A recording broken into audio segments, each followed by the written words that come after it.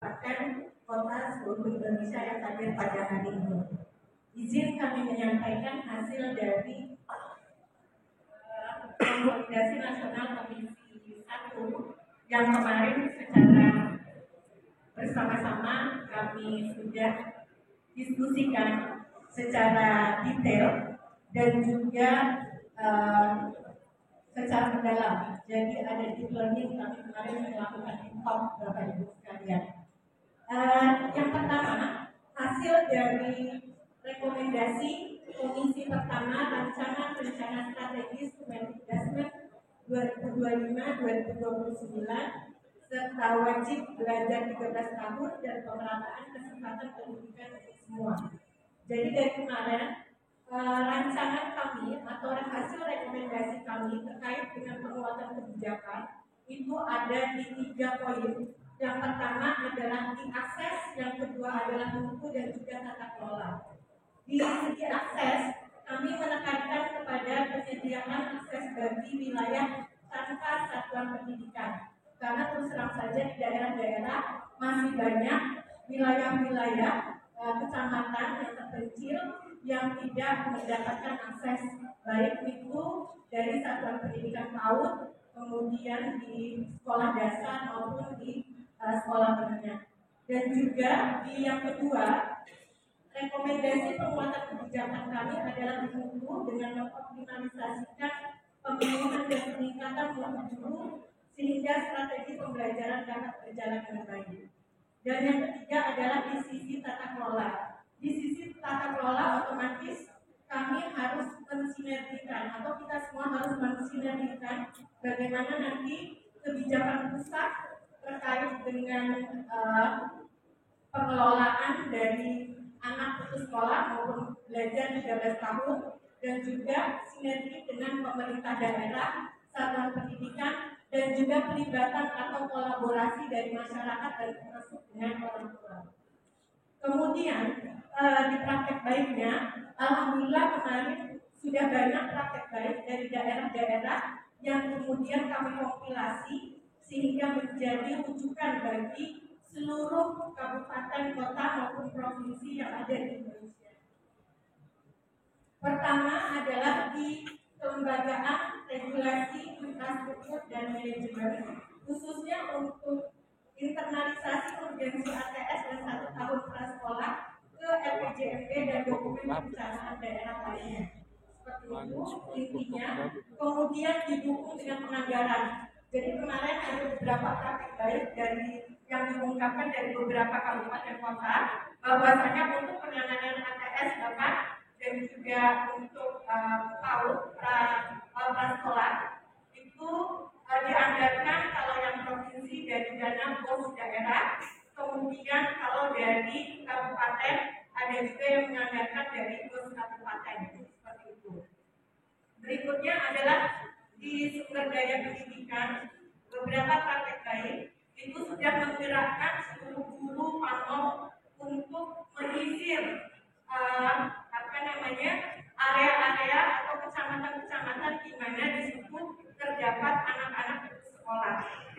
Dan beberapa daerah juga mengembangkan aplikasi yang merujuk kepada data kemiskinan yang ada di kabupaten, kota, provinsi masing-masing. Berikutnya adalah pendataan anak tidak sekolah. Jadi di sini yang kami lakukan atau beberapa praktek baik yang dilakukan adalah melakukan verpal terhadap data yang kami cek dari Dapodik dan Dukcapil yang melibatkan pemerintah desa untuk memudahkan pemetaan, monitoring dan evaluasi sehingga intervensi terhadap anak-anak putus sekolah ini dapat dilakukan. Berikutnya adalah masuk kepada program dan implementasinya. Di dalam program dan implementasinya, salah satu atau beberapa hal yang kami lakukan adalah pemberian layanan paket ABC, gitu ya, untuk anak-anak yang tidak sekolah. Tapi jika ada anak-anak yang masuk dalam usia sekolah, maka itu dirujuk kepada pendidikan formal. Berikutnya adalah terakhir di praktek baik yang kami lakukan adalah menyediakan tambahan pelayanan pendidikan untuk daerah-daerah yang memang tidak tersedia pendidikan formal. Terakhir, dari hasil rekomendasi kami adalah peran para pihak terhadap kebijakan. Di sini Bapak Ibu bisa melihat dan membaca secara briefly secara lengkap bahwasanya di sini ada keterlibatan dari kementerian dan lembaga pusat baik dari kebijakan maupun implementasinya, kemudian beberapa hal atau beberapa tahapan teknis yang harus dilakukan oleh unit pelaksana teknis dan juga beberapa hal yang harus dilakukan oleh dinas provinsi dan juga kabupaten kota. Terutama memang untuk teknis itu adalah di kabupaten, kota dan juga di provinsi. Karena kita yang bersentuhan langsung terhadap data dan juga penyisiran anak-anak yang belum sekolah seperti itu atau yang tidak bersekolah. Terakhir adalah pentingnya peranan atau keterlibatan organisasi masyarakat dan juga orang tua terhadap pentingnya pendidikan bagi anak-anak. Kami rasa seperti itu laporan yang bisa kami sampaikan dari Komisi 1. Terima kasih Pak Menteri dan juga Bapak Ibu dari Kementerian yang sudah memberikan kesempatan kepada kami untuk dapat menyimak dan mendengarkan langsung kebijakan-kebijakan dari pemerintah pusat dan juga banyak sekali pencerahan yang kami dapatkan melalui praktek-praktek baik dari seluruh provinsi, kabupaten, kota. Terima kasih kami sampaikan. Mohon maaf jika ada hal-hal yang kurang. Wassalamualaikum warahmatullahi wabarakatuh. Bersama narasumber hebat dan juga teman-teman peserta Komisi 2 yang sangat partisipatif. Di Komisi 2 izin membahas tentang tema revitalisasi satuan pendidikan dan juga digitalisasi pendidikan. Untuk revitalisasi satuan pendidikan, diskusi sangat alot berkait dengan usulan daerah dan kesesuaian program yang akan dilakukan oleh kementerian terkait dengan akurasi dan sasaran menggunakan metode dan sistem teknologi yang sudah diverifikasi dan validasi oleh Dinas Pendidikan.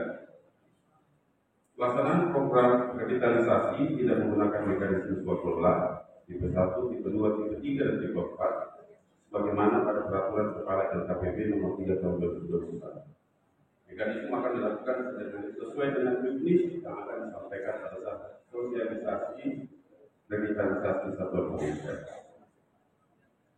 Terkait dengan pemasukan kebijakan, penegasan peran daerah antara lain perubahan fokus baik dari sisi sasaran maupun menu untuk satuan pendidikan yang tidak memiliki persyaratan. Sosialisasi, pelatihan dan pendampingan kepada satuan pendidikan, pelibatan inspektorat daerah dan pengawasan revitalisasi, kemudian pelibatan aparat penegak hukum untuk perlindungan hukum pada satuan pendidikan, dukungan anggaran dalam APBD untuk pengelolaan dan penuntasan sasaran revitalisasi. Untuk digitalisasi, pemerintah pusat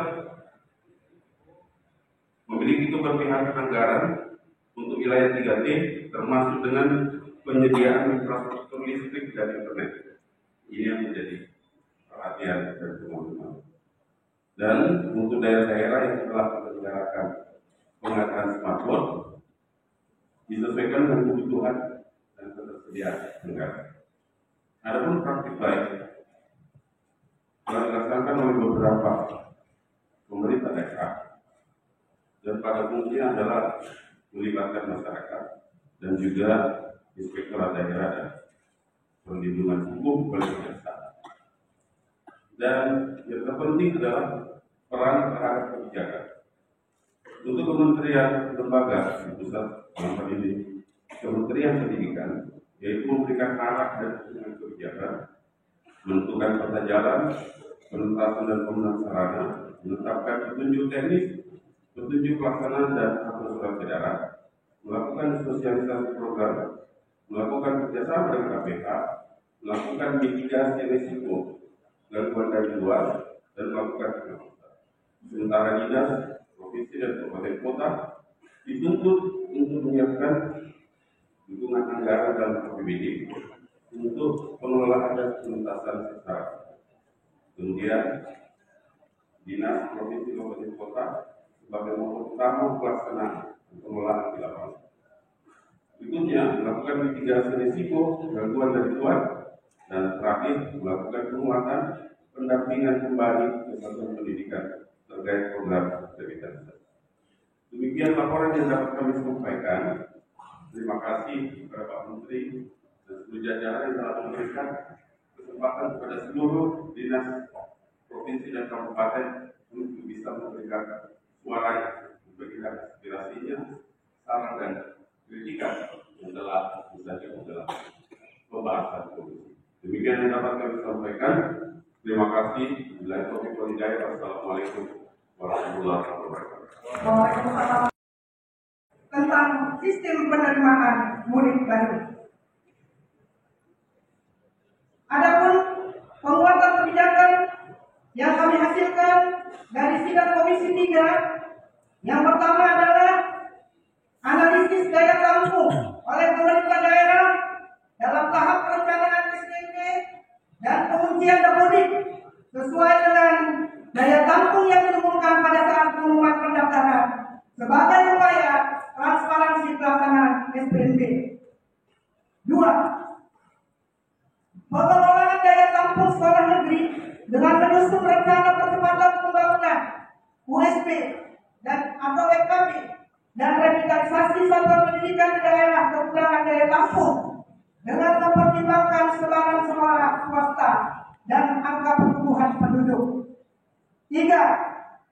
Pelibatan satuan pendidikan swasta terakreditasi dan atau satuan pendidikan yang diselenggarakan oleh kementerian lain melalui kerjasama dapat dilakukan dalam menjawab isu kekurangan daya tampung, termasuk pendampingan pendanaan pendidikan atau beasiswa penuh keringanan pendanaan pendidikan.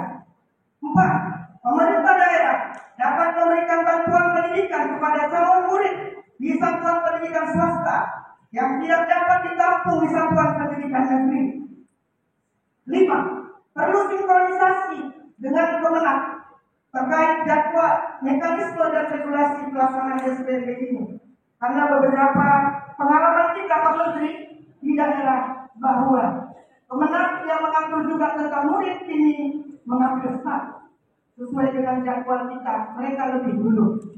Yang keenam, pemahaman komitmen bersama dan penguatan pengawasan terhadap pelaksanaan SPNB melalui Inspektorat Jenderal Kemendikbudristek dan Inspektorat Daerah dalam memperkuat fungsi audit, evaluasi dan investigasi terhadap seluruh proses SPNB. 7. Perlu penjelasan lebih rinci terkait surat keterangan domisili dan surat keterangan pindah domisili serta instansi yang berwenang untuk menerbitkannya. Adapun praktik baik yang dihasilkan dari Komisi 3 kepada Bapak Menteri kami laporkan bahwa ada beberapa daerah yang sudah mengimplementasikan Peraturan Menteri Nomor 3 Tahun 2025 bahwa salah satu kabupaten kota untuk Kota Semarang ini sudah melakukan kerjasama dengan sekolah swasta dengan menerima siswa kurang mampu melalui beasiswa dan membiayai sumbangan pembinaan pendidikan. Ada program sekolah swasta gratis. Dana beasiswa juga bersumber dari APBD Kota Semarang. Dana bantuan program sekolah swasta gratis sebesar 27,3 miliar untuk 132 sekolah dan beasiswa sebesar 4,1 miliar. 2. Pemerintah Kota Denpasar subsidi dana pendidikan bagi siswa yang tidak diterima pada sekolah negeri. Pemerintah Kota Denpasar memberikan subsidi dana pendidikan sebesar 1.500.000 per siswa dengan membawa bukti pendaftaran di sekolah negeri. Total bantuan sebesar 5,8 miliar. Subsidi ini akan diusulkan oleh sekolah swasta tempat siswa tersebut melanjutkan pendidikan. Adapun peran terhadap kebijakan ini untuk pusat. 1. Pengembangan sistem integrasi dapodik untuk pengujian daya tampung berdasarkan penetapan daya tampung oleh pemerintah daerah. 2. Melakukan pendampingan dan advokasi kepada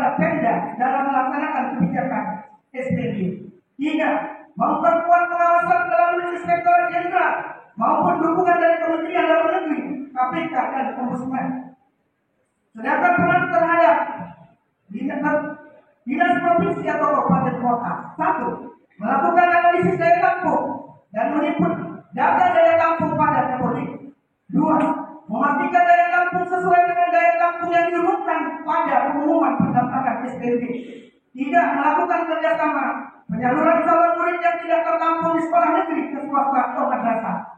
4. Penyediaan bantuan pendidikan untuk murid yang tidak tertampung di negeri. 5. Melakukan pengawasan internal melalui inspektorat daerah. Sedangkan organisasi profesi atau masyarakat, yang pertama, menyosialisasikan ketentuan SPMB kepada masyarakat. 2. Mengawasi proses pelaksanaan SPMB di lapangan. 3. Membantu mengedukasi wali murid tentang opsi-opsi sekolah, termasuk swasta dan madrasah. 4. Memberikan apresiasi dan pengakuan terhadap praktik baik daerah yang sukses melaksanakan SPMB transparan. Demikian Bapak Menteri dan Bapak Wakil Menteri, bahwa SPMB tahun ini kita melaksanakan peraturan terbaru nomor 3 tahun 2025. Mudah-mudahan kami di daerah dapat melaksanakan SPMB dengan tertib, aman, dan lancar. Terima kasih. Assalamualaikum warahmatullahi wabarakatuh. Karena topiknya memang dua, sehingga kami menyampaikan yang kedua. Yang pertama terkait dengan rapor penelitian, kemudian nanti yang kedua adalah terkait dengan tes kemampuan akademik.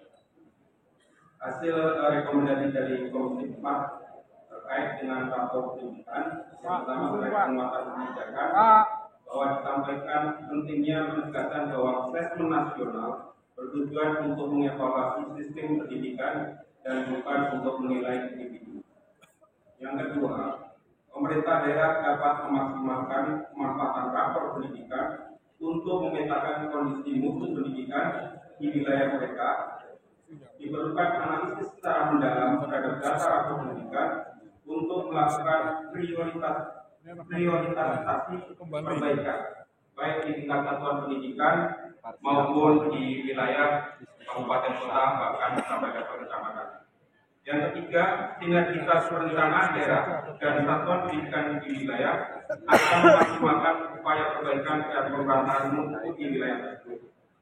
Dukungan pemerintah daerah dalam hal pelaksanaan AIDK dan TKA yang berintegritas. Perlu dilakukan evaluasi lebih lanjut terkait beberapa aspek dalam rapor pendidikan, termasuk diantaranya penyempurnaan instrumen asesmen nasional, evaluasi mekanisme penilaian POSP, kinerja kemajuan terbaik yang berbasis data rapor. Kemudian perlu integrasi antara neraca pendidikan daerah dengan rapor pendidikan. Dan yang kedua adalah perlu pendokumentasian praktek baik pemanfaatan rapor pendidikan oleh Pemda dan satuan pendidikan agar menjadi referensi bagi daerah dan satuan pendidikan lainnya, khususnya terkait bagaimana mengidentifikasi satuan pendidikan atau daerah yang membutuhkan intervensi atau yang diprioritaskan.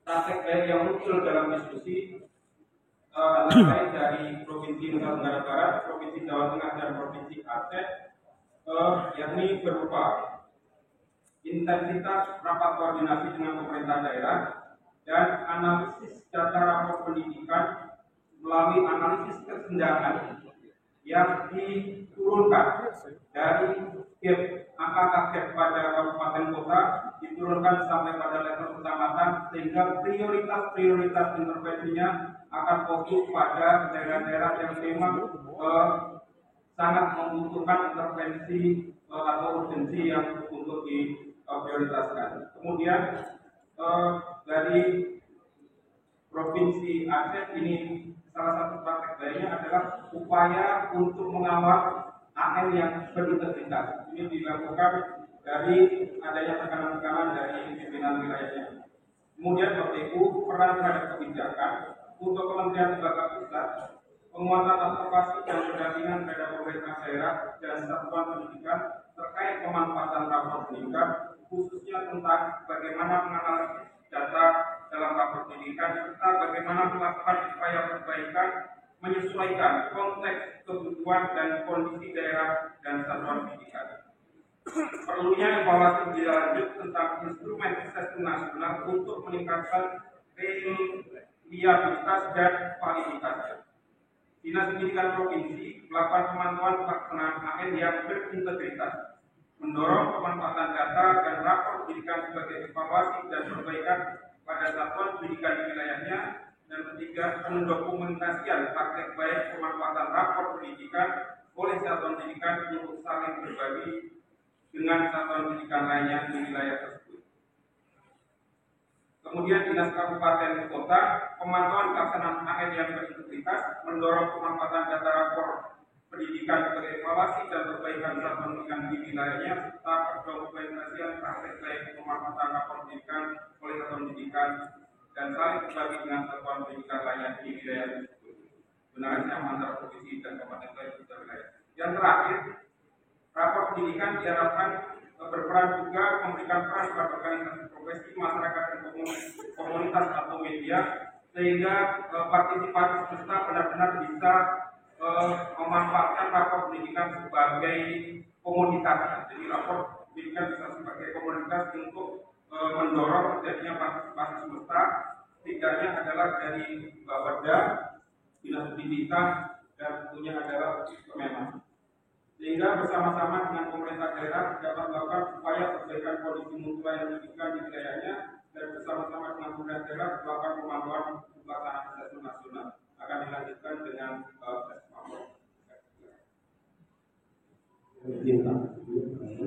saya Andrea Rencana Dinas Pendidikan Kabupaten Provinsi Goa. Selanjutnya terkait dengan tes kemampuan akademik. Yang pertama terkait dengan penguatan kebijakan. Tes kompetensi akademik atau TKA dapat diikuti oleh seluruh murid di tingkat akhir jenjang pendidikan, namun tidak bersifat wajib dan diperuntukkan untuk murid yang memiliki hambatan intelektual. Kemudian TKA ini diharapkan melengkapi sistem evaluasi pendidikan di tingkat nasional yang telah ada dan menyempurnakan evaluasi hasil belajar murid. Yang ketiga, sebagai salah satu pertimbangan seleksi masuk ke jenjang pendidikan berikutnya melalui jalur prestasi. Yang keempat, mengukur kemampuan sifat akademik individu. Kalau ANPK bersifat pencapaian untuk tingkat satuan pendidikan, pemerintah daerah dan pemerintah pusat. Kemudian pemerintah daerah yang akan mendukung pelaksanaan TKA yang berintegritas. Ini untuk membagikan trust setelah kemarin kita mengalami low atau distrust terkait dengan ujian nasional. Kemudian yang keenam, perlunya kementerian atau lembaga pemerintah daerah dan satuan pendidikan melakukan sosialisasi secara masif ke seluruh pemangku kepentingan, orang tua, termasuk dunia industri terkait dengan manfaat dari tes kompetensi akademik ini. Selanjutnya, pemerintah daerah menyusun sebagian soal TKA untuk SD dan SMP dengan koordinasi penuh pemerintah daerah provinsi agar soal tetap terjaga. Ada kementerian lembaga Pemda berkolaborasi melakukan pemantauan dan pengawasan secara bersama terkait dengan pelaksanaan TKA sehingga hasilnya dapat dipercaya atas yang diperlukan.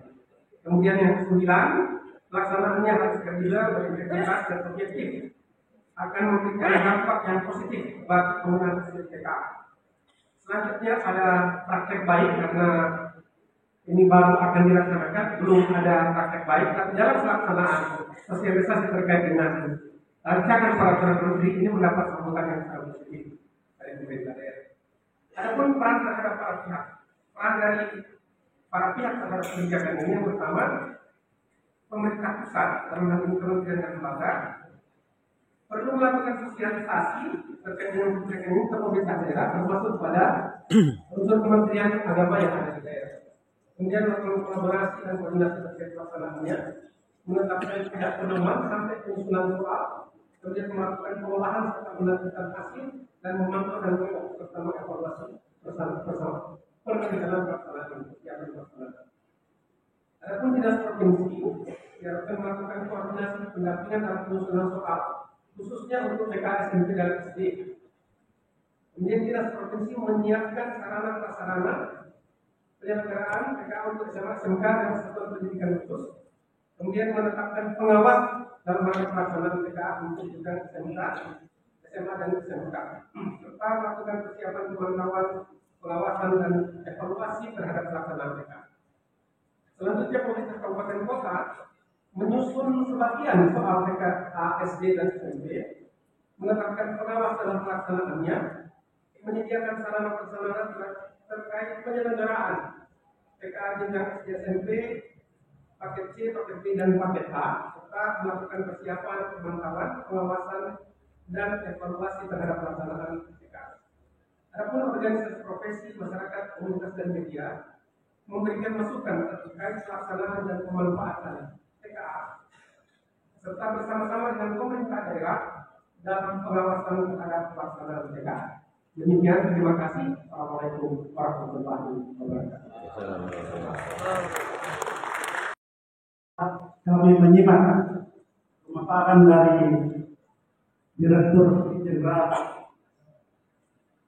Guru Tenaga Kependidikan dan Pendidikan Guru, Ibu Profesor Dr. Nunuk Suryani MPD, dan melalui pembahasan yang cukup mendalam, maka Komisi 5 membuat rumusan dengan 3 kategori, yaitu penguatan kebijakan sebanyak 16, kemudian praktik baik ada 7, kemudian pembagian peran antar entitas. Untuk penguatan kebijakan seluruhnya bisa dilihat di layar, karena waktu yang terbatas diberikan, mungkin tidak seluruhnya saya bacakan. Di antaranya 1, mempercepat implementasi penyaluran tunjangan guru SDN daerah langsung dari Kementerian Kemendikbud mulai tahun 2025 sesuai dengan arahan Bapak Presiden pada Hari Guru Nasional tanggal 28 November 2024. Kemudian yang kedua, kejelasan status guru honorer dengan adanya batasan ketentuan Undang-Undang Nomor 20 Tahun 2023 yang melarang mengangkat guru honorer. Yang keempat, yang berikutnya, membuat regulasi peningkatan kesejahteraan untuk guru non-ASN dan guru non-formal agar terdapat peningkatan kesejahteraan seperti halnya dengan guru ASN daerah. Kemudian yang berikutnya, mempercepat penuntasan sertifikasi guru dalam jabatan melalui PPG bagi guru tertentu dengan prioritas pada guru yang sudah lama mengabdi, yang aktif mengajar sampai pada tahun 2023-2024 dan memiliki kompetensi yang baik. Diharapkan setelah lulus tahun 2025, maka pada tahun 2026 akan mendapat peningkatan kesejahteraan melalui pemberian sertifikat. Yang selanjutnya, pemerintah daerah berkomitmen dalam upaya pemenuhan kebutuhan guru dan tenaga kependidikan, baik melalui pengadaan ASN dan distribusi ASN. Selanjutnya, menerapkan hari belajar guru 1 kali per minggu melalui kelompok kerja guru dan musyawarah guru mata pelajaran dengan dukungan dana DOSP. Memanfaatkan pelatihan dari 7 SMER Center Indonesia untuk hari belajar guru. Memperkuat program peningkatan kompetensi tenaga kependidikan, yaitu tenaga kesras, perpustakaan, dan laboratorium sekolah. Sentralisasi dalam rekrutmen guru dan redistribusi guru di daerah. Dan yang berikutnya, perlu adanya revisi undang-undang sistem pendidikan nasional yang mengakomodir pendidikan non formal ke dalam sistem pendidikan nasional dalam posisi yang setara dengan pendidikan formal. Kemudian perlu adanya revisi undang-undang guru dan dosen dalam pendefinisian guru yang masih terbatas pada lembaga pendidikan formal. Kemudian praktik baik ada 7, di antaranya tahun 2020 pemerintah daerah Provinsi Jawa Barat memberikan beasiswa S1 untuk guru SLB, UBI, dan UNINUS dalam rangka peningkatan kompetensi. Yang berikutnya, pemerintah daerah DKI memberikan dana hibah kepada guru swasta dalam peningkatan kesejahteraan. Kemudian yang berikutnya, komunitas guru belajar Nusantara berkolaborasi dengan BGTK Provinsi Sumatera Utara dan Jawa Timur dalam program sesi belajar. Kemudian yang terkait dengan pembagian peran aktivitas antara kementerian, dinas provinsi, kabupaten dengan organisasi profesi dan masyarakat. Kementerian satu, menyusun regulasi dan kebijakan terkait tata kelola guru dan tenaga kependidikan. Yang kedua, menyediakan anggaran untuk program peningkatan kesejahteraan, kualifikasi dan kompetensi guru. Yang ketiga, melakukan monitoring dan evaluasi terhadap implementasi kebijakan tata kelola guru. Kemudian yang keempat, menyediakan plafon dan sumber daya pembelajaran untuk peningkatan kompetensi guru. Dan yang kelima, menyelenggarakan proyek fasilitator untuk penguatan kapasitas penyelenggaraan pelatihan.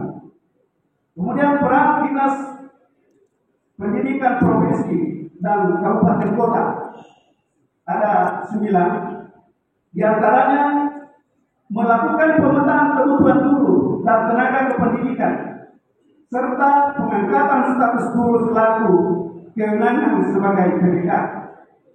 Yang berikutnya, memberikan dukungan kepada guru-guru dalam pelaksanaan pelatihan di sekolah, LPD maupun Balai Diklat atau LPD Kemendikbud.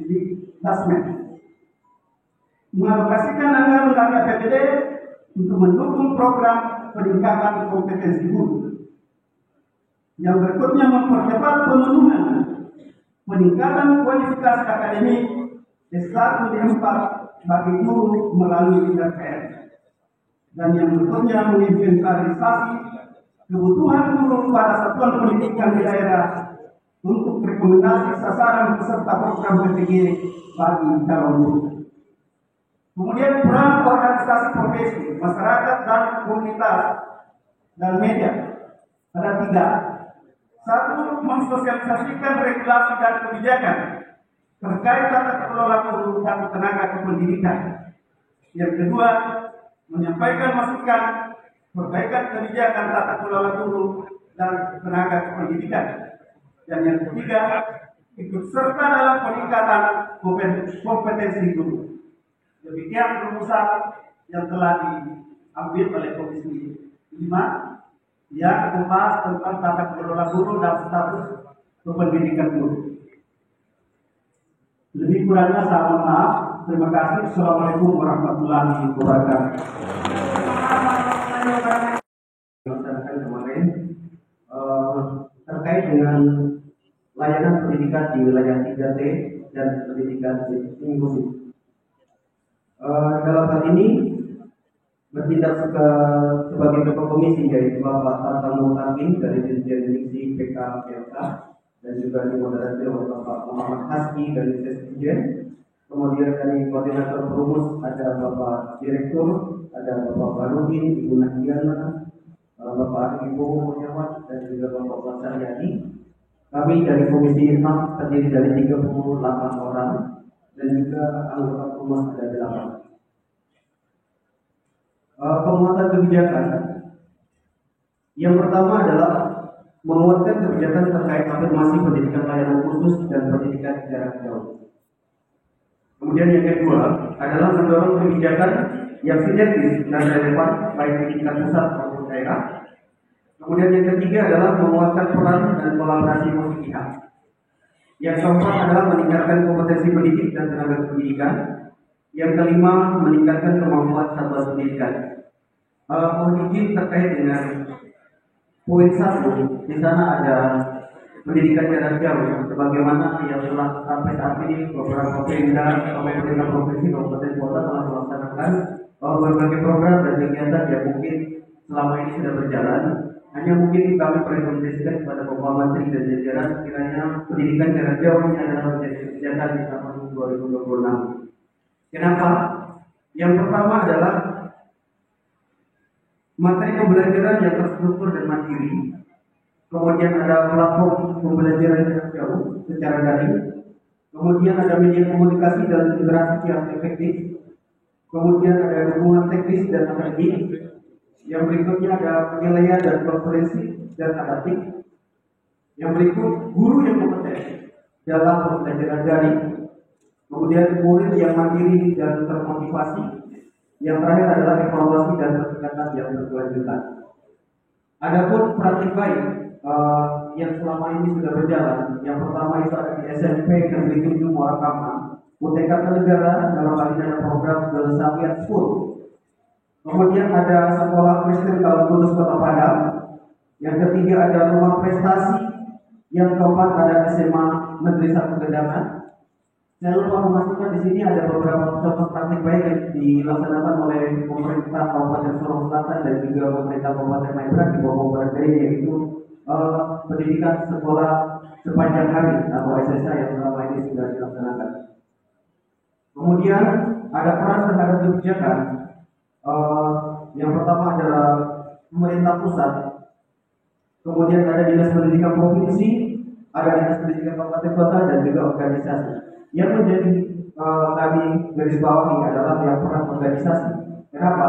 Karena organisasi turut berperan serta secara aktif sebagai mitra pemerintah. Mungkin ini yang kami garis bawahi. Kemudian hasil dari Komisi 6 yang telah kami sidang kemarin yang terkait dengan layanan pendidikan di wilayah 3T dan layanan pendidikan khusus. Yang pertama terkait dengan penguatan kebijakan. Kemudian ada praktik baik dan juga peran terhadap kebijakan.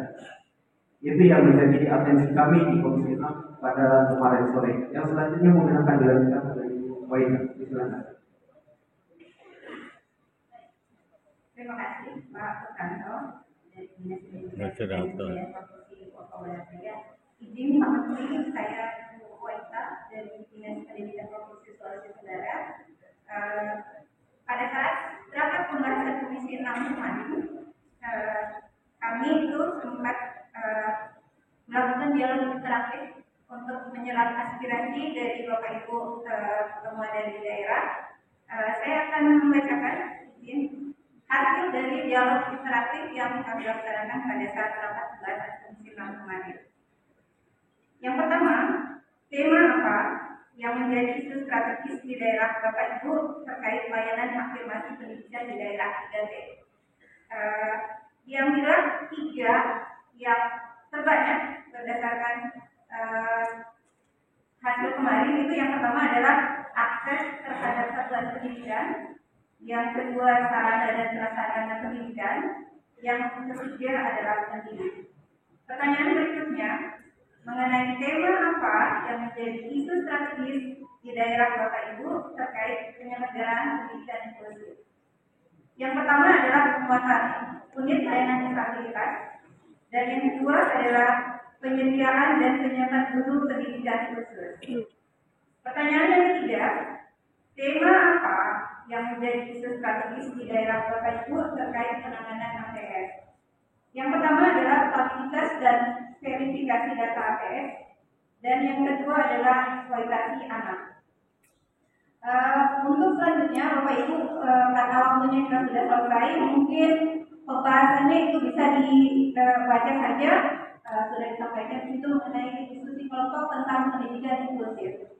Baik Bapak Ibu, sebelum saya menutup pembacaan rekomendasi kita hari ini, izinkan kami mengucapkan terima kasih kepada seluruh panitia, terutama panitia di Komisi 6 kemarin, serta Bapak Ibu yang telah turut aktif memberikan saran serta masukannya pada saat pembahasan sehingga dapat menghasilkan rekomendasi yang kita hasilkan hari ini. Semoga kedepannya pendidikan di Indonesia menjadi semakin maju dan lebih baik.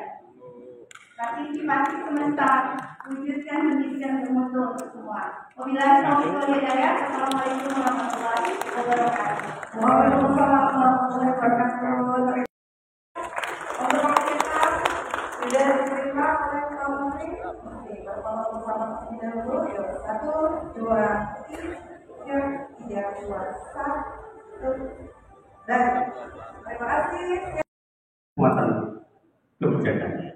Ada 7 poin, antara lain mempercepat penyusunan peraturan dan kebijakan turunan di tingkat daerah yang mendukung implementasi kebijakan penguatan pendidikan karakter. Kemudian yang kedua, mengaktifasi penguatan pendidikan karakter dengan melibatkan 4 pusat pendidikan, yaitu satuan pendidikan, keluarga, masyarakat, dan media di setiap daerah. Dan yang ketiga, memaksimalkan kampanye praktek baik dengan menonjolkan kearifan lokal di setiap daerah sebagai bagian dan strategi penguatan pendidikan karakter. Selanjutnya yang keempat, menguatkan peran orang tua melalui program peningkatan kapasitas serta memperluas kolaborasi dalam memantau penerapan 7 kebiasaan anak Indonesia hebat. Dan yang kelima, memperkuat sinergi antar unit pelaksana teknis di Kementerian Pendidikan Dasar dan Menengah. Yang keenam, mendorong penguatan pendidikan karakter melalui peningkatan budaya dan bahasa. Dan yang ketujuh adalah melaksanakan pemantauan dan evaluasi secara berkelanjutan. Selanjutnya, ada beberapa praktek baik yang telah dilakukan di berbagai daerah kabupaten kota.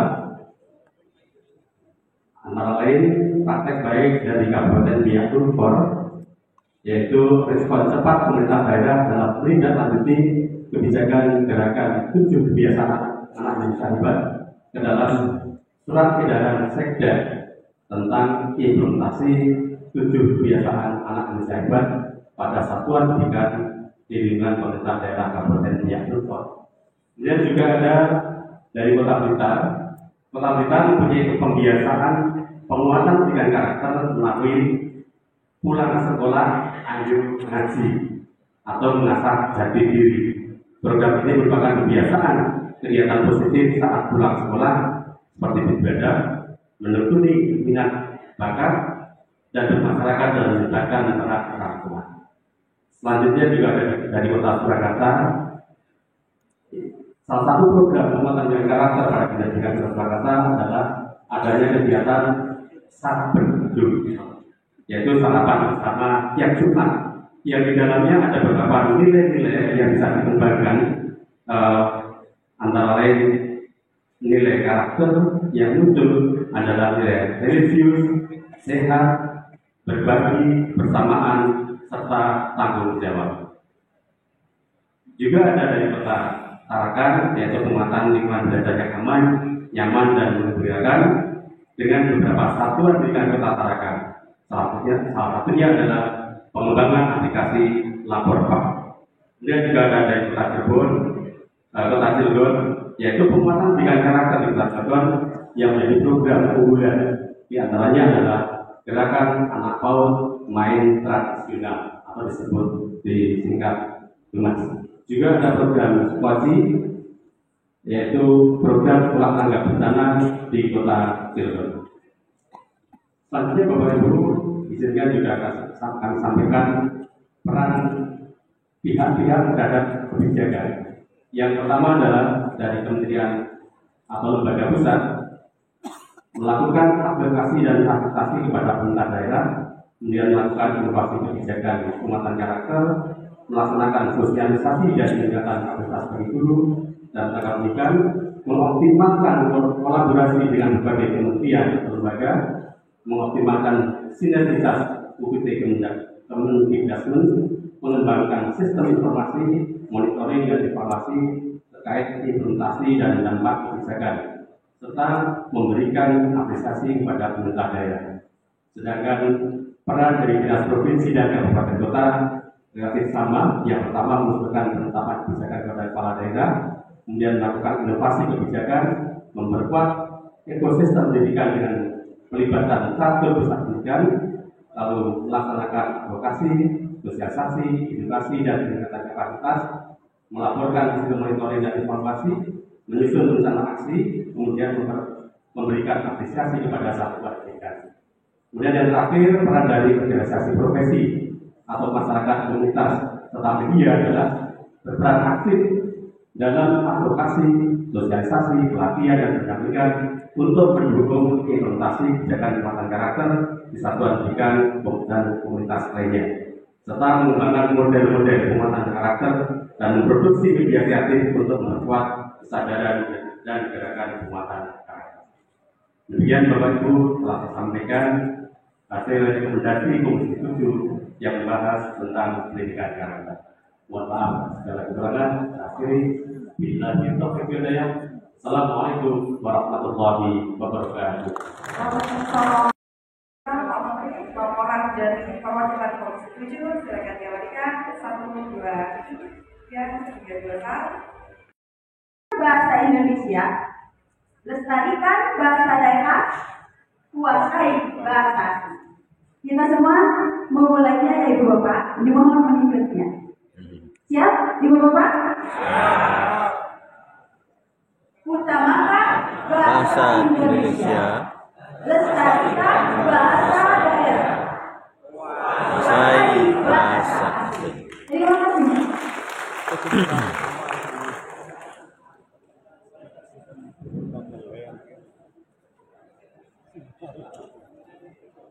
Izin untuk membacakan Bapak. Untuk hasil rekomendasi yang dihasilkan dari sidang Komisi 8, ini ada 3 topik yang dilakukan atau yang dimusyawarahkan. Yang pertama, kedaulatan bahasa Indonesia.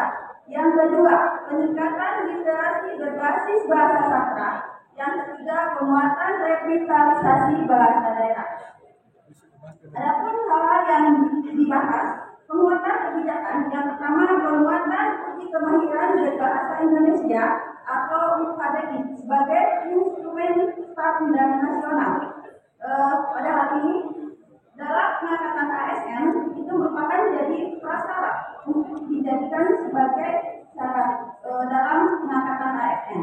Dan yang kedua, tenaga kerja asing wajib memiliki sertifikat UKBI. Yang ketiga, integrasi UKBI dengan sistem pegawai dan pendidikan nasional, serta interkoneksi dengan sistem digital keuangan negara atau SIMPONI. Kemudian, penguatan sistem penguasaan bahasa Indonesia. Ini penguasaan dilakukan secara sistemik, dimulai dari sosialisasi regulasi, kemudian pemantauan lapangan. Yang kedua, pengawasan berbasis data dan klasifikasi objek bahasa dilakukan secara bertahap dan terukur dengan melibatkan satuan pendidikan, lembaga pemerintahan swasta, media, dan masyarakat. 3. Penguatan kerangka regulasi daerah. Ini berhubungan dengan Perda, Pergub, dan Pergub. Kemudian praktik baik yang sudah dilakukan di sini ada Kabupaten Sidoarjo, Jawa Timur, dan Provinsi DKI Jakarta yang sudah melakukan datanya melaksanakan UKBI. Untuk yang kedua, rekomendasi untuk peningkatan literasi berbasis bahasa dan sastra. Yang pertama, penguatan kebijakan. Yang pertama itu peningkatan potensi literasi guru melalui Biaka Kinerja.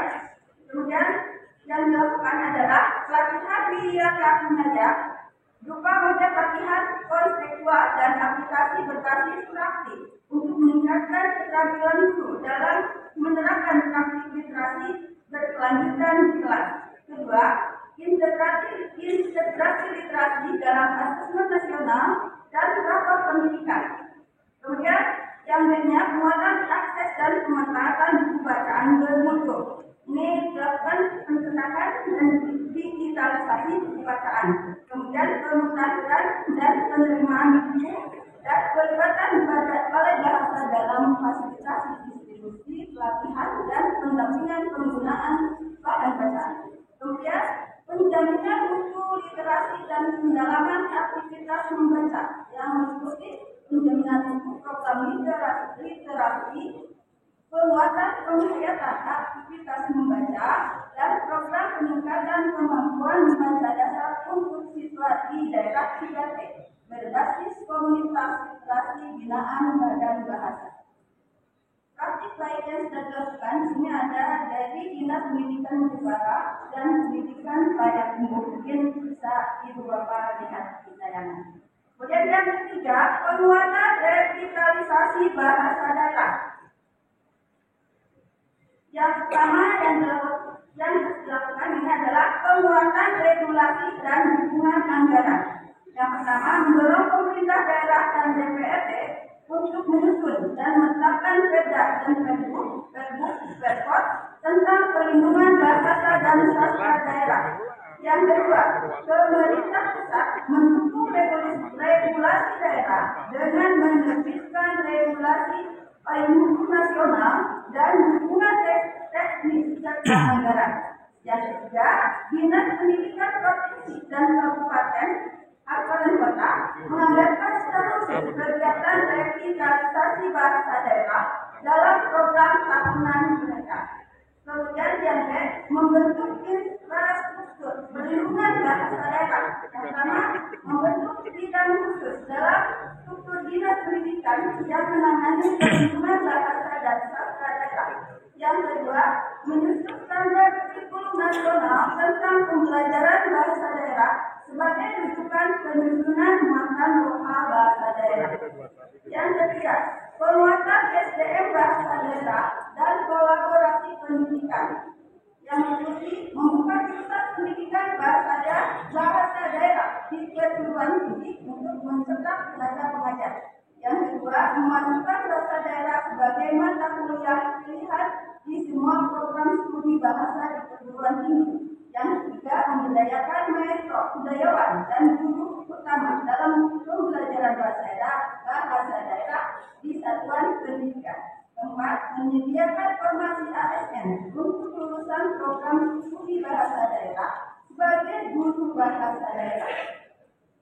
Yang berikutnya, model revitalisasi kontekstual dan berbasis komunitas.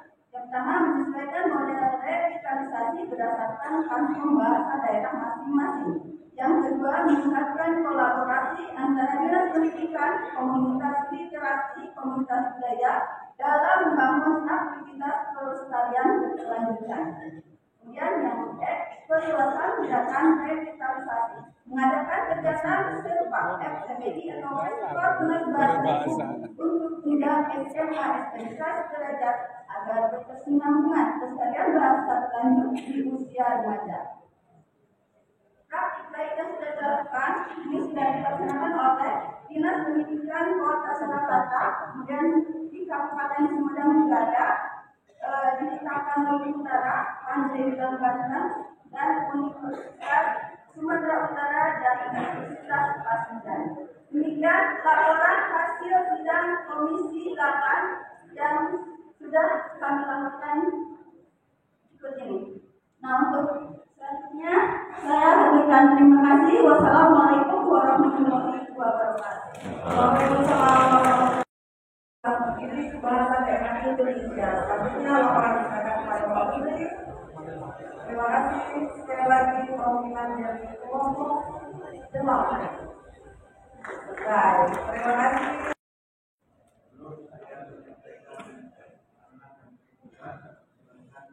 Dua wakil saya untuk juga menyampaikan penjelasan di acara ini.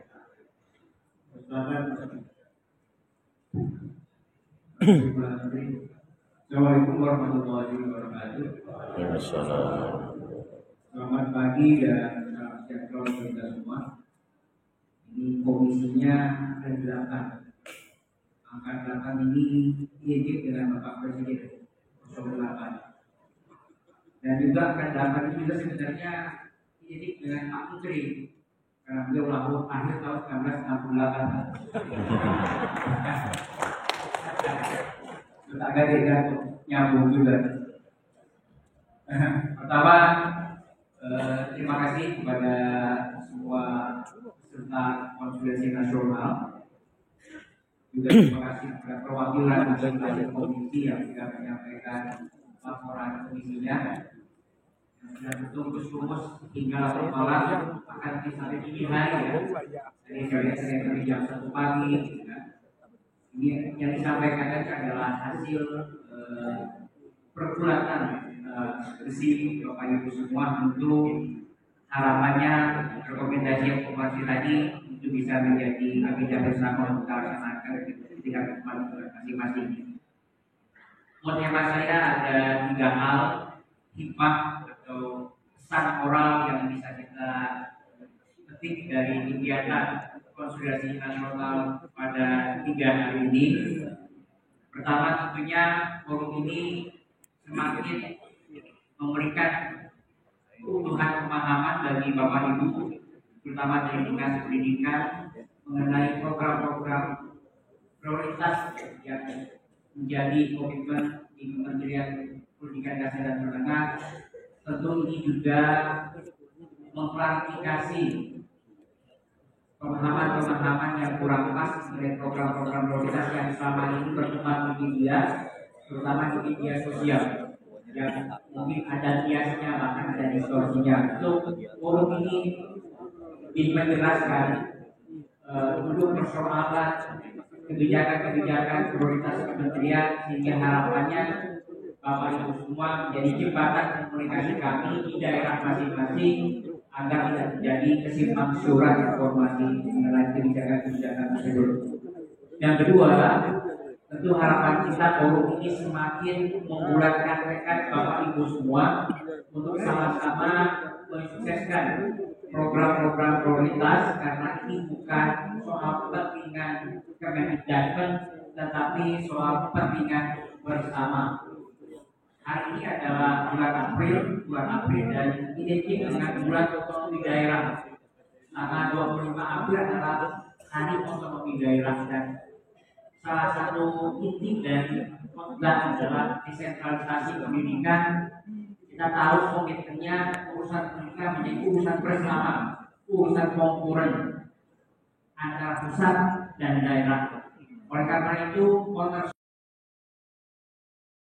daerah menjadi kunci berhasil tidaknya program-program ini. Jadi hemat saja ini salah satu poinnya, dan semakin membulatkan tekad kita semua. Dan yang terakhir, ini juga menambah optimisme kita semua dengan banyak cerita baik, praktik baik dari berbagai daerah. Menurut hemat saya bisa memotivasi kita semua dan daerah-daerah yang lain untuk meniru atau juga melakukan terobosan bahwa hal-hal yang baik masih bisa kita lakukan di tengah keterbatasan. Jadi saya pikir ini bisa bertukar pengalaman, berbagi cerita, dan juga bisa memberikan motivasi bahwa pemerintah daerah bisa menuntaskan komitmen pendidikan yang bermutu dan berkualitas, tentu di tengah dinamika yang ada dan tentu ada beberapa keterbatasan. Menurut saya forum yang sangat penting, dan tentu harapannya kebijakan yang baik akan berhasil kalau eksekusinya juga sama baiknya. Nah, Bapak Ibu semua adalah eksekutor kebijakan-kebijakan yang tentu masih ada ruang untuk improvisasi jika di lapangan memang terjadi hal-hal yang berbeda.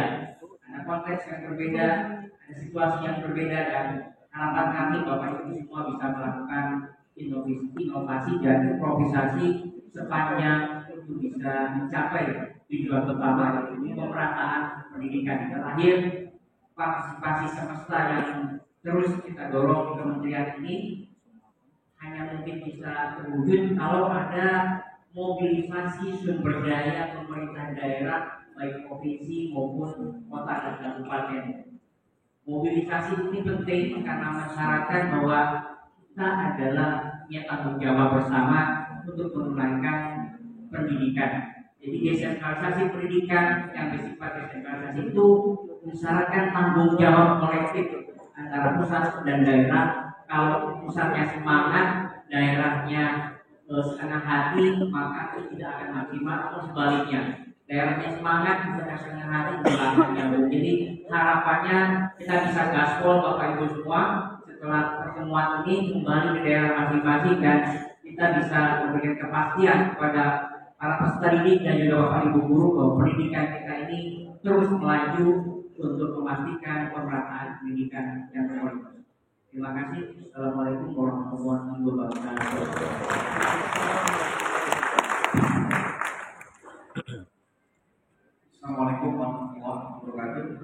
salam sejahtera kita semua. Karena arahan yang disampaikan oleh Pak Menteri, jadi saya catatan kaki saja. Jadi catatan kepalanya oleh Pak Menteri langsung. Saya menyimak dengan seksama dengan berbagai adegan yang cukup mengharukan juga. Jadi ada yang grogi ketemu Pak Menteri. Sampai lupa juga ini mau dibawa kembali. Nanti dikasih hadiah khusus oleh Pak Menteri yang dari komisi yang sudah melaporkan ada catatan dari saya. Pertama, ini salah satu refleksi ya dari partisipasi semesta dalam penyelenggaraan yang penuh semua.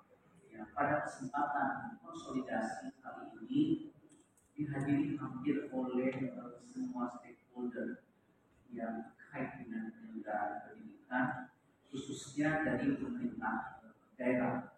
Karena pemerintah daerah itu merupakan komponen utama di dalam penyelenggaraan pendidikan. Yang berikutnya, saya juga mencatat di sini ada identifikasi masalah-masalah yang cukup penting dan fundamental. Dan ini khususnya akan menjadi bahan yang cukup penting dalam revisi Undang-Undang Sisdiknas yang tadi bahkan ada rekomendasi yang sangat spesifik agar ada perubahan di dalam Undang-Undang Sisdiknas. Insya Allah kami akan menambah usulan-usulan ini menjadi norma undang-undang yang akan mendukung penyelenggaraan yang bermutu. Berikutnya juga ini sangat penting, semuanya berisi rekomendasi dan juga solusi.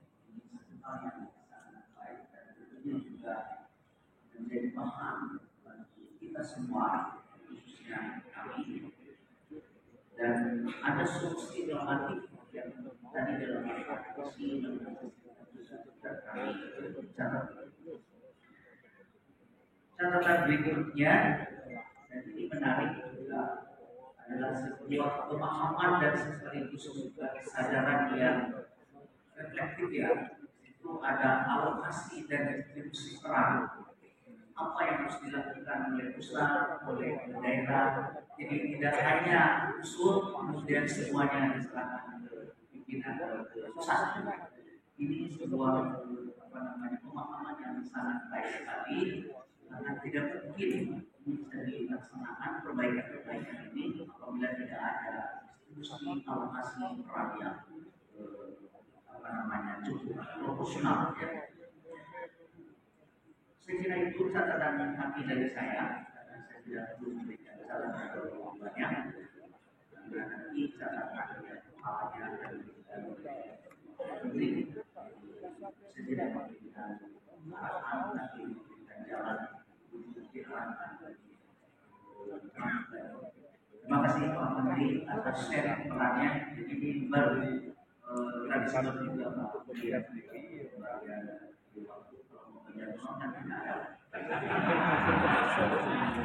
Terima kasih sampai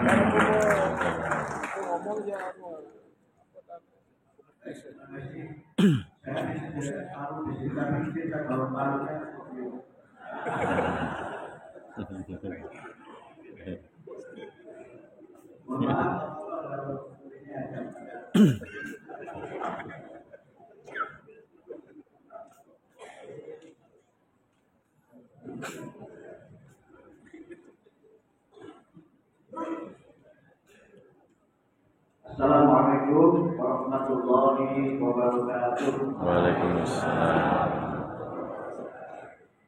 Selamat pagi, salam sejahtera untuk kita semua. Yang terhormat Bapak Wakil Menteri Pendidikan Dasar dan Menengah, Profesor Atif Latiful Hayat dan Pak Dr. Fajar Jarohat, Bapak-bapak dan ibu-ibu jajaran pimpinan Eselon 1 Kementerian Pendidikan Dasar dan Menengah, Ibu Sekjen, Ibu Dirjen, Bapak-bapak para Sekjen, Kepala Badan, staf khusus dan staf ahli menteri, para pejabat Eselon 2, dan seluruh peserta konsolidasi nasional pendidikan dasar dan menengah yang berbahagia.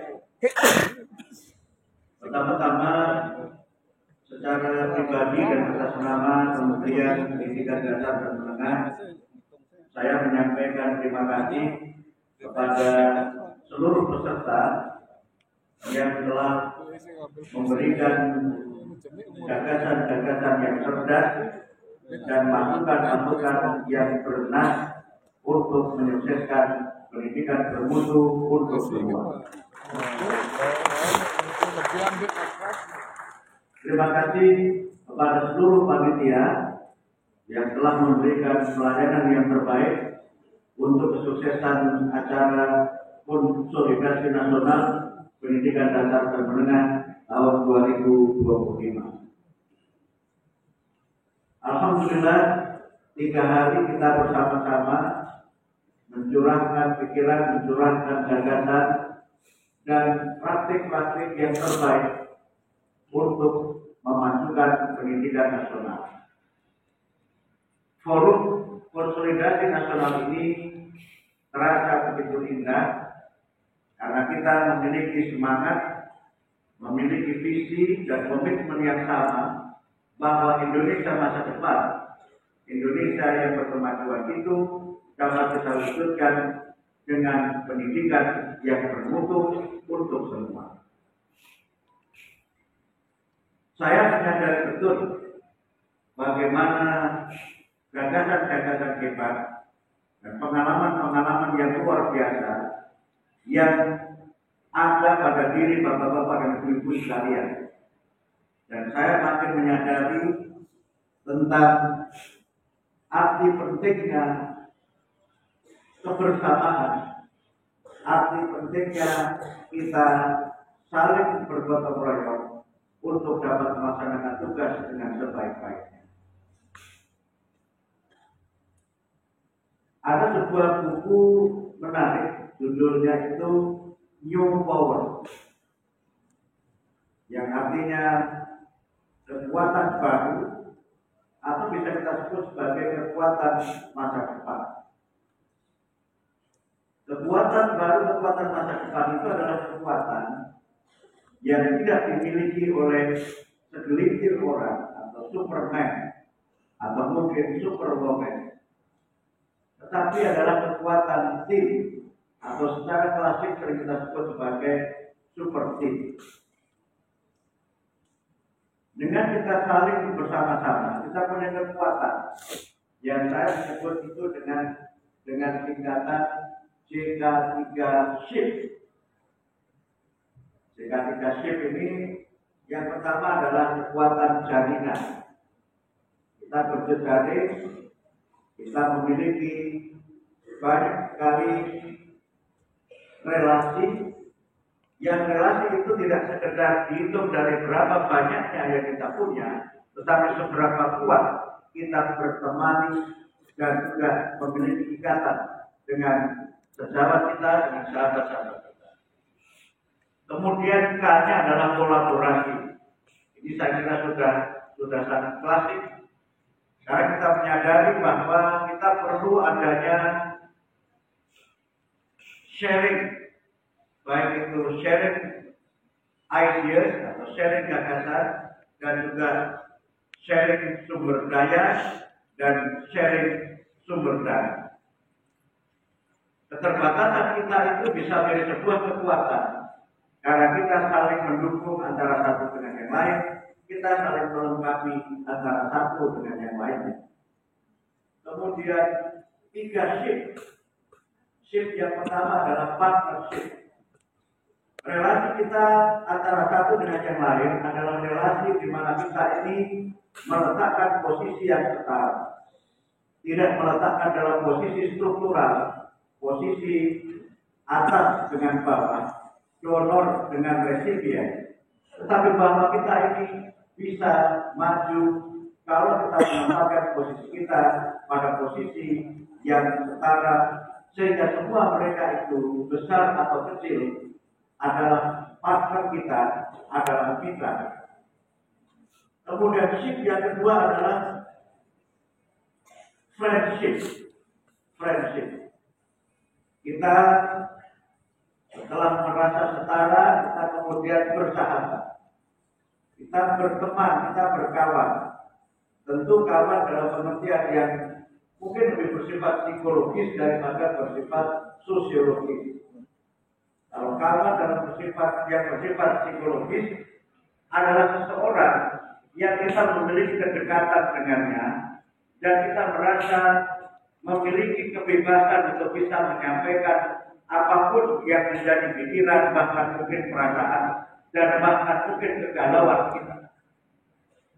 Dalam friendship itu ada empati, ada simpati, dan ada proses di mana kita itu saling mendengar dan juga saling berbagi. Ada proses di mana kita itu listening dan ada saat proses di mana kita itu speaking. Kalau kita itu terus saja berbicara, maka kemungkinan kita akan membicarakan hal yang sama, tidak ada yang baru. Tapi kalau kita pada saatnya menjadi pembicara dan pada saatnya menjadi pendengar, tentu kita akan merasakan kehangatan dalam relasi kita, karena tidak ada satupun yang merasa lebih dominan dan mendominasi antara satu dengan yang lain. Kemudian shift yang ketiga adalah leadership, kepemimpinan. Ada resources yang memang harus kita bagi. Ada banyak hal yang memang kita itu menyerang. Tapi pada saatnya harus ada yang memimpin. Pada saatnya harus ada yang memandu. Dan itulah yang kita perlukan dalam kita melakukan sebuah gerakan. Karena itu maka kami ingin memperkuat bagaimana pendidikan bermutu untuk semua itu dapat terwujud. Tidak hanya diperlukan partisipasi semesta, tetapi diperlukan sebuah gerakan yang terkonsolidasi dengan baik. Kita tahu siapa mengerjakan apa dan bagaimana. Sehingga kemudian dalam leadership itu memang harus ada yang memimpin, yang menjadi eksekutor dan berani mengambil risiko ketika sebuah keputusan itu telah diambil. Ibarat permainan sepak bola, tentu harus ada kapten tim yang dia memang akan mengambil segala risiko ketika keputusan sudah diambil. Dan inilah yang menurut saya kita perlukan dalam proses kita bersama-sama mencerdaskan kehidupan bangsa dan memajukan dan mengangkat harkat dan martabat bangsa dengan pendidikan yang berkualitas. Sekali lagi saya menyampaikan terima kasih atas gagasan yang luar biasa. Dan kalau tadi saya menyebut konsolidasi nasional ini adalah konsolidasi nasional 2025, mudah-mudahan ada konsolidasi lagi pada tahun 2026 dan seterusnya. Bertemu muka seperti ini rasanya beda dengan bertemu muka dengan tatap maya. Tatap muka itu rasanya begitu hangat. Tatap maya itu yang hangat laptopnya.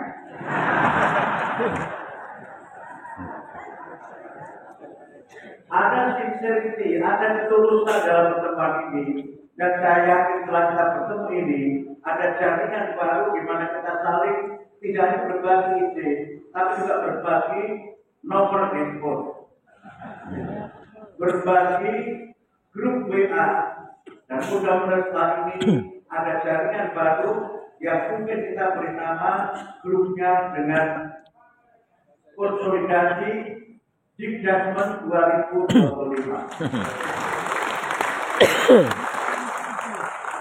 Nah, tahu nanti adminnya siapa dan ada berapa grup kita tidak tahu. Tapi juga saya merasakan ada kehangatan yang luar biasa. Ini dinas provinsi berinteraksi dengan dinas kabupaten kota, itu sesuatu yang tidak selalu mudah. Tapi kan ada pelajaran bagus ketika retreat di Magelang itu, bagaimana para petinggi TNI Polri itu juga bersama-sama dengan kami, baris berbaris, hadap kanan sama dengan hadap kanannya, hadap kirinya juga sama dengan hadap kirinya. Kalau kamu itu jadinya juga baris berhadapan-hadapan. Tapi kalau semangatnya sama, maka kita semuanya bergembira. Alhamdulillah, 2 hari kita sudah melaksanakan senam anak Indonesia hebat atau sakit tadi. Dan alhamdulillah kami semua senang dengan gembira. Karena semangatnya adalah semangat berolahraga, tidak mikir gerakannya benar atau salah. Yang penting happy. Kami tentu menyampaikan terima kasih kepada bapak-bapak dan ibu-ibu, para kepala dinas provinsi dan kabupaten kota yang telah menjadikan gerakan 7 kebiasaan Indonesia Hebat dan juga 6 anak Indonesia Hebat menjadi bagian dari gerakan kita membangun karakter bangsa, membangun generasi Indonesia yang kuat. Kami tentu sangat berterima kasih atas dukungan dan masukan, terutama untuk poin-poin kritikal yang dalam waktu dekat memang akan menjadi agenda dan tugas kita bersama. Yang pertama adalah SPMP, sistem penerimaan murid baru, yang tadi alhamdulillah sudah dibahas dan ada banyak sekali masukan. Ini adalah ujian pertama kita, bagaimana kita memberikan layanan pendidikan yang bermutu, yang berkeadilan, sehingga tidak ada satupun anak Indonesia yang terdiskriminasi karena sistem yang kita buat tidak memungkinkan atau menghalangi mereka untuk mendapatkan ilmu dan kesempatan belajar. Satu hal yang saya kira penting dan sering saya tekankan adalah bagaimana kita memberikan layanan pendidikan ini dengan membangun budaya ramah. Budaya ramah ini kami terapkan tidak hanya di Kementerian Pendidikan Dasar dan Menengah di Jakarta, tetapi juga di seluruh UPT kami di provinsi-provinsi di Indonesia, dan mudah-mudahan juga dari bagian dari budaya kita semua, instansi pendidikan, dinas-dinas pendidikan di seluruh Indonesia. Kita membangun budaya yang responsif, kemudian budaya yang akuntabel, melayani, adaptif, dan harmonis. Itulah yang penting kita lakukan. Sehingga dengan cara seperti itu, setiap kali ada peristiwa, kita kemudian meresponnya dengan cerdas dan meresponnya dengan langkah-langkah nyata. Sehingga dengan cara seperti ini, mudah-mudahan partisipasi semesta dan kerjasama itu dapat kita bangun dengan sebaik-baiknya. Saya kira demikian dapat kami sampaikan. Izinkan saya menyampaikan terima kasih sekali lagi. Alhamdulillah Pak Atif, saya mendapatkan komisi yang banyak pada pagi hari ini. Komisinya ada 8 dan semuanya diserahkan ke saya, Pak Atif dan Pak Fajar. Mohon maaf, itu khusus untuk saya.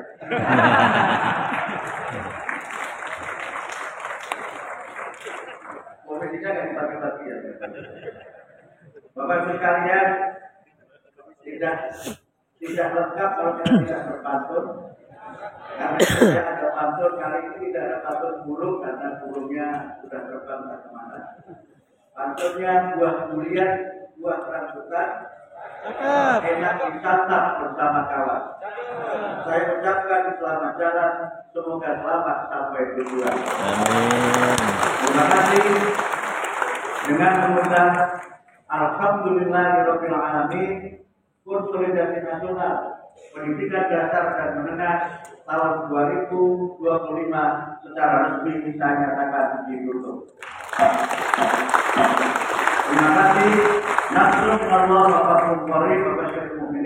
Wassalamualaikum warahmatullahi wabarakatuh.